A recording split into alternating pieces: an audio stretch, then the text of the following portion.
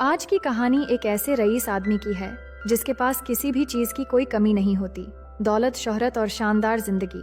लेकिन एक चीज की कमी रहती है और वो है अपनी बीवी का सच्चा प्यार। यही कमी उसे एक रात गलत रास्ते पर ले जाती है, जहां उसकी मुलाकात एक अनजान लड़की से होती है। शुरू में सब कुछ एक आम अफेयर जैसा लगता है, लेकिन धीरे धीरे ये रिश्ता एक भयानक साजिश में बदल जाता है, जो देखेंगे हम आज की इस पूरी कहानी में। हेलो दोस्तों, मेरा नाम है इशिता और कहानी की शुरुआत होती है डेरेक और उसकी वाइफ ट्रेसी को दिखाते हुए, जो अपने दोस्तों के साथ पार्टी कर रहे होते हैं। सब हंसी मजाक में ड्रिंक करते हुए एक दूसरे की कंपनी एंजॉय कर रहे थे, लेकिन अंदर की बातें कुछ और ही है। हमें पता चलता है कि डेरेक और ट्रेसी की शादीशुदा जिंदगी ठीक नहीं चल रही। डेरेक के मन में शक बैठ चुका है कि कहीं ट्रेसी का किसी और के साथ अफेयर तो नहीं चल रहा। अगले दिन वो ट्रेसी से पूछता है कि 2 दिन पहले तुम काम से आधी रात को घर आई थी, क्या उसकी वजह जान सकता हूँ? ट्रेसी कहती है कि वो ऑफिस के कामों में बिजी थी, इसलिए देर हो गई, और थोड़ा रूडली ये भी कहती है कि मैं अपना करियर बनाने में फोकस कर रही हूँ, इसलिए सिर्फ घर में बैठकर नहीं रह सकती और तुम्हें ये बात समझनी चाहिए। डेरेक फिर उसे मनाने की कोशिश करता है कि चलो हम ट्रिप में चलते हैं, कुछ दिन साथ बिताएंगे और सब कुछ ठीक करने की कोशिश करेंगे, लेकिन ट्रेसी काम का बहाना करके मना कर देती है। इसके बाद डेरेक अकेले ही लास वेगस ट्रिप के लिए निकल जाता है, जहां वो अपनी एक फ्रेंड की बैचलर पार्टी अटेंड करने आया होता है। पार्टी पूरे जोश में हो रही थी, लेकिन डेरेक अकेले में उदास बैठा रहता है। तभी उसका दोस्त रैफ आकर पूछता है, तुम ऐसे क्यों बैठे हो? कोई प्रॉब्लम है तो मुझे बताओ, शायद मैं सॉल्व कर दूं। डेरेक उसे बताता है कि मुझे पूरा यकीन होने लगा है कि ट्रेसी का किसी के साथ चक्कर चल रहा है। पहले सब कुछ ठीक था, लेकिन अब एक ही घर में हम 2 अजनबियों की तरह रहते हैं। रैफ उसे समझाता है कि तुम बहुत ही अच्छे हस्बैंड हो और शादी के 7 साल बाद ऐसा फील करना नॉर्मल है, लेकिन आज इस पार्टी में हम सब बैचलर हैं, इसलिए बैचलर की तरह ही एंजॉय करेंगे। अब डेरेक भी थोड़ा स्ट्रेस कम करने की कोशिश करता है और पार्टी के दौरान उसकी नजर एक लड़की पर पड़ती है। दोनों की आंखें मिलती हैं, फिर बातों बातों में हल्की हल्की फ्लर्टिंग शुरू होती है। डेरेक उसे अपना नाम डैरन बताता है और लड़की अपना नाम वैलरी बताती है। डेरेक उसके साथ बातें करते हुए काफी हल्का महसूस कर रहा था। तभी वैलरी उसे डांस के लिए पूछती है, तो डेरेक उसे मना नहीं करता। इसके बाद दोनों साथ में देर तक डांस करते हैं और धीरे धीरे करीब होकर एक दूसरे को किस करने लगते हैं। इसके बाद दोनों एक कमरे में जाते हैं और अंदर आते ही तूफान और भूकंप शुरू हो जाते हैं। अगली सुबह डेरेक निकलने के लिए तैयार हो रहा होता है, तभी वैलरी भी उठ जाती है। डेरेक अपना फोन ढूंढने लगता है, तब वैलरी कहती है कि उसने फोन कमरे के सेफ्टी लॉकर में रख दिया है। डेरेक पासवर्ड पूछता है तो वो कहती है कि जब तक डेरेक एक बार फिर से तूफान लाने के लिए तैयार नहीं होता, तब तक वो पासवर्ड नहीं बताएगी। मजबूरी में डेरेक उसकी बात मान लेता है और फोन मिलने के बाद वो तुरंत वहाँ से निकल जाता है। इसके बाद डेरेक अपनी शहर वापस लौट आता है और अगले दिन जब ऑफिस जाता है तो वहाँ उसका कजिन टायरन उससे मिलने आता है। टायरन कहता है कि उसे अपनी माँ से मिलने जाना है और उसे पैसों की जरूरत है। डेरेक बिना ज्यादा सोचे उसे पैसे दे देता है, क्योंकि दोनों के बीच भाई जैसा बॉन्डिंग है। उसी वक्त रैफ भी आता है और ये सब देख लेता है। फिर टायरन के जाते ही वो डेरेक से कहता है कि उसे टायरन को इस तरह कैश न देकर चेक दे देनी चाहिए, लेकिन डेरेक अपने फैमिली को फर्स्ट प्रायोरिटी देता है और भाई के बारे में कुछ भी सुनने को तैयार नहीं होता। तभी रैफ एक और बात बताता है कि उसके पास एक बहुत बड़ी डील है। अगर वो दोनों अपनी एजेंसी बेच दें तो मिलियंस कमा सकते हैं और फिर जिंदगी भर काम करने की जरूरत नहीं पड़ेगी। लेकिन डेरेक मना कर देता है। वो कहता है कि हमने ये कंपनी 0 से खड़ी की है और मैं इसे किसी कीमत पर नहीं बेचना चाहता। डेरेक ट्रेसी को लेकर बहुत ज्यादा परेशान था। वो चाहता है कि ट्रेसी और उसके बीच जो कुछ भी प्रॉब्लम चल रहा है वो ठीक हो जाए, इसलिए वो आज जल्दी घर लौट आता है और पूरी कोशिश करता है कि माहौल ठीक रहे। वो ट्रेसी से कहता है कि उन्हें आपसी गलतफहमियां ठीक करके आगे बढ़नी चाहिए। ट्रेसी भी खुश हो जाती है और दोनों की शाम काफी अच्छी गुजरती है, क्योंकि काफी लॉन्ग टाइम के बाद ये मोमेंट आया था। लेकिन तभी अचानक किसी आवाज से दोनों चौंक जाते हैं। डेरेक ऊपर देखने जाता है क्योंकि आवाज ऊपर से आई थी और तभी अचानक एक आदमी उस पर हमला कर देता है। दोनों के बीच लड़ाई शुरू हो जाती है। वो आदमी मास्क पहनकर गन के साथ आया था और डेरेक पर गोली भी चलाता है, लेकिन डेरेक बच जाता है और वो आदमी किसी तरह वहाँ से भाग निकलता है। इसके बाद पुलिस आती है और जांच शुरू हो जाती है।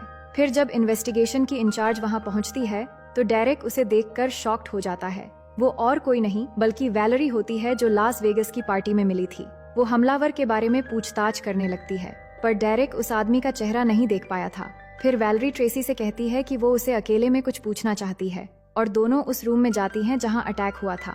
डेरेक अंदर ही अंदर डरने लगता है कि शायद वैलेरी ट्रेसी को सब कुछ बता देगी, लेकिन वैलेरी का इरादा कुछ और ही होता है। वो सिर्फ डेरेक को डरते हुए देखना चाहती थी। फिर जाते वक्त वो कहती है कि इन्वेस्टिगेशन जारी है और उस आदमी के बारे में पता लगाने की पूरी कोशिश की जाएगी, और डेरेक से कहती है कि जब भी तुम्हें मेरी जरूरत पड़े कॉल करने में हिचकिचाना मत। इसके बाद कहानी वैलेरी की पर्सनल लाइफ की तरफ मुड़ती है।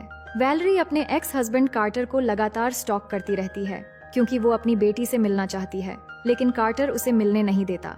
वो कहता है कि वो एक केयरलेस मॉम है, और यहीं हमें पता चलता है कि एक दिन वैलेरी ने बहुत ज्यादा शराब पी रखी थी और उसी दौरान उसकी बेटी ने वैलेरी की सर्विस रिवॉल्वर से खेलते खेलते खुद पर ही शूट कर लिया था।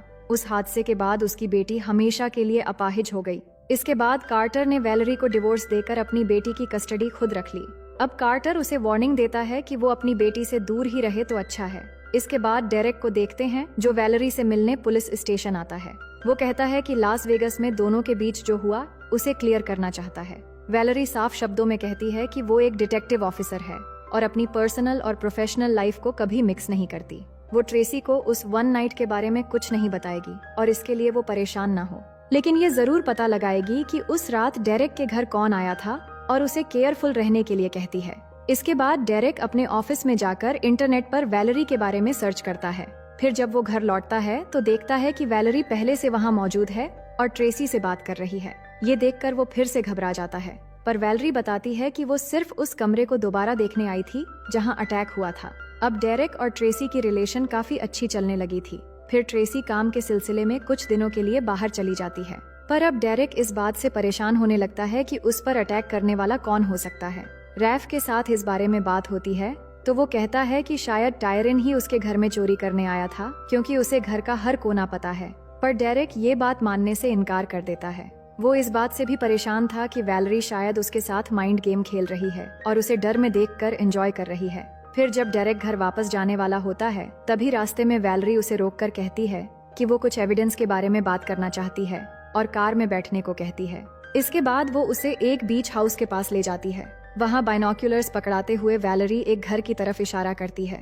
डेरेक जब देखता है तो उसे अपनी वाइफ ट्रेसी और उसका दोस्त रैफ एक साथ दिखाई देते हैं। दोनों पूरी तरह रोमांटिक मूड में थे और ये देखते ही डेरेक गुस्से से पागल हो जाता है। वो कुछ समझ नहीं पा रहा था कि वो क्या करेगा। वैलेरी से कहता है कि उसने जो दिखाना था दिखा दिया, अब वो यहाँ से चली जाए। वैलेरी कहती है कि वो एक और बात बताना चाहती है, इसलिए जब गुस्सा ठंडा हो जाए तब वो कॉल करे। डेरेक बिल्कुल टूट जाता है क्योंकि उसे बहुत ही बड़ा झटका लगा है।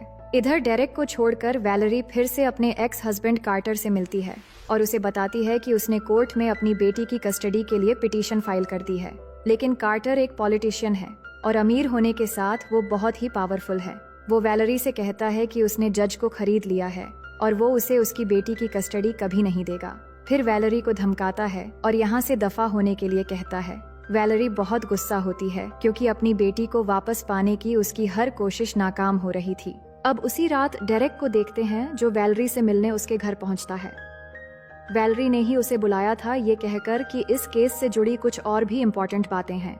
वो बताती है कि रैफ और ट्रेसी ने मिलकर तुम्हें मारने की कोशिश की थी और जिस रात हमला हुआ था उस आदमी को इन दोनों ने ही भेजा था ताकि तुम्हें रास्ते से हटाया जा सके। डेरेक कहता है, तुम इतनी यकीन से कैसे कह सकती हो? वैलेरी कहती है कि मैं केस सॉल्व करने में माहिर हूँ और ये साफ नजर आता है कि तुम्हारे मरते ही 50% कंपनी ट्रेसी की हो जाएगी और रैफ तो पहले से ही 50% होल्डर है। वो फिर से हमला कर सकते हैं, इसलिए तुम्हें होशियार रहना चाहिए। इसके बाद वो सीधे कह देती है कि सबसे बड़ी होशियारी यही होगी कि तुम पर दोबारा अटैक हो उससे पहले तुम उन दोनों को ही खत्म कर दो। इस बीच वैलेरी फिर से करीब आने की कोशिश करती है। डेरेक भी कुछ देर के लिए सब कुछ भूल जाता है और एक बार फिर से तूफान आता है जिसमें कुछ चीजें भी टूटती हैं। इसके बाद डेरेक कोई भी बात किए बिना वहाँ से चला जाता है, लेकिन वैलेरी अपनी बेटी को लेकर परेशान थी।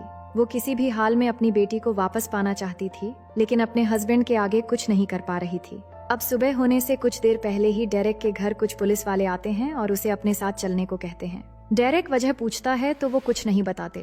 इसके बाद पुलिस स्टेशन में वैलेरी भी आती है तो डेरेक पूछता है कि आखिर ये सब क्या हो रहा है। वैलेरी कहती है, अगर तुम मुझे सच बताओगे तो शायद मैं तुम्हारी मदद कर सकती हूँ। फिर ट्रेसी और रैफ की कुछ फोटोग्राफ दिखाती है जिनमें वो मरे हुए थे। डेरेक शॉक्ड हो जाता है कि ये मैंने नहीं किया, पर वैलेरी उस पर चार्ज लगाती है कि तुम यही चाहते थे और मेरे घर से निकलकर तुम सीधे उन दोनों को मारने गए थे। इसका सबूत ये है कि क्राइम सीन पर तुम्हारी मैरिज रिंग मिली है। डेरेक पूरी ईमानदारी से कहता है कि मैं बीच हाउस पर गया जरूर था, लेकिन उन्हें मारने के लिए नहीं, बल्कि एक बार सामने से देखना चाहता था कि मैं जिन्हें अपना मानता हूँ वो किस तरह मिलकर मुझे धोखा देते हैं। मैंने उन्हें रंगे हाथों पकड़ा और वो मेरे सामने भी आए।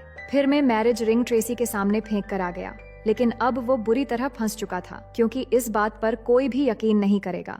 अब धीरे धीरे उसका केस मीडिया में फैल जाता है, क्योंकि वो जाना माना बिजनेसमैन है। फिर ट्रेसी के फ्यूनरल के बाद डेरेक अपने कजिन टायरन और अपनी माँ के साथ घर लौटता है। तभी घर के बाहर वैलेरी उससे बात करने आती है।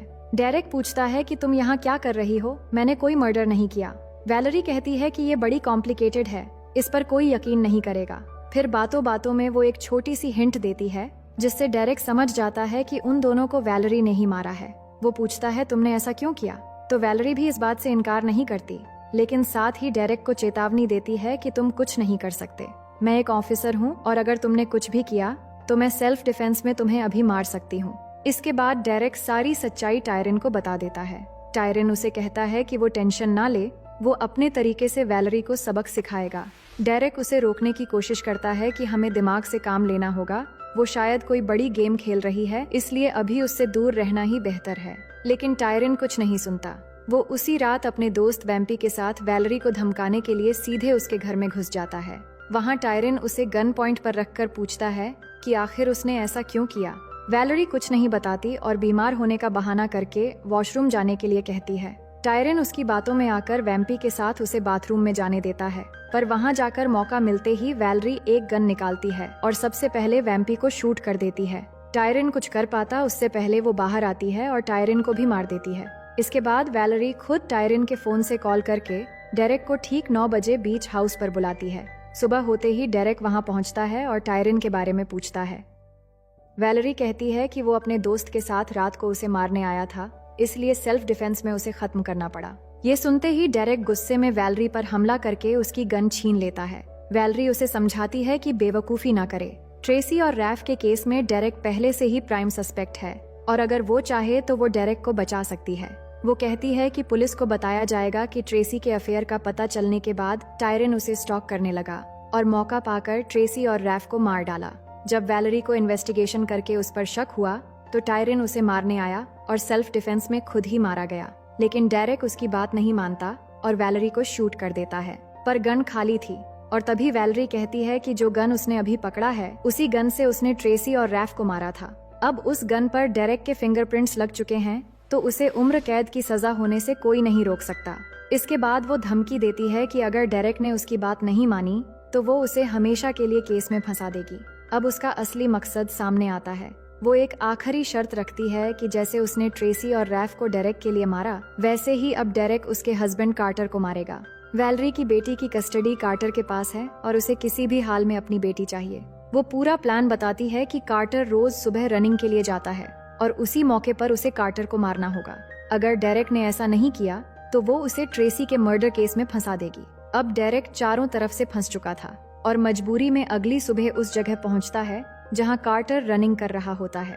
पर वहां डेरेक कार्टर को सब कुछ बताने की कोशिश करता है कि उसकी एक्स वाइफ वैलेरी ने उसे मजबूर करके मारने भेजा है, लेकिन कार्टर उसकी पूरी बात सुने बिना उससे गन छीनने की कोशिश करता है। इसी हाथापाई के दौरान अचानक कार्टर को गोली लग जाती है और वहीं पर उसकी मौत हो जाती है। इसके बाद डेरेक सीधे वैलेरी के घर पहुंचता है और उसे कहता है कि उसने उसका काम कर दिया है, अब वो फिंगरप्रिंट वाली गन वापस कर दे।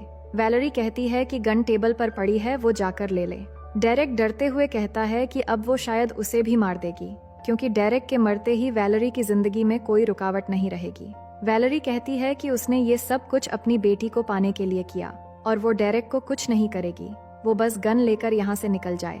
डेरेक गन उठाकर जाते हुए गुस्से में कहता है कि उसने इतने सारे मर्डर्स किए हैं, वो एक घटिया औरत है और उसकी बेटी ऐसी माँ डिजर्व नहीं करती। इतना सुनते ही वैलेरी भड़क जाती है और डेरेक पर गोली चला देती है।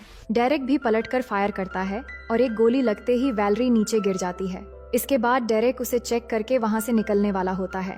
तभी अचानक वैलेरी चाकू से उस पर हमला कर देती है और उसे जान से मार देने की कोशिश करती है।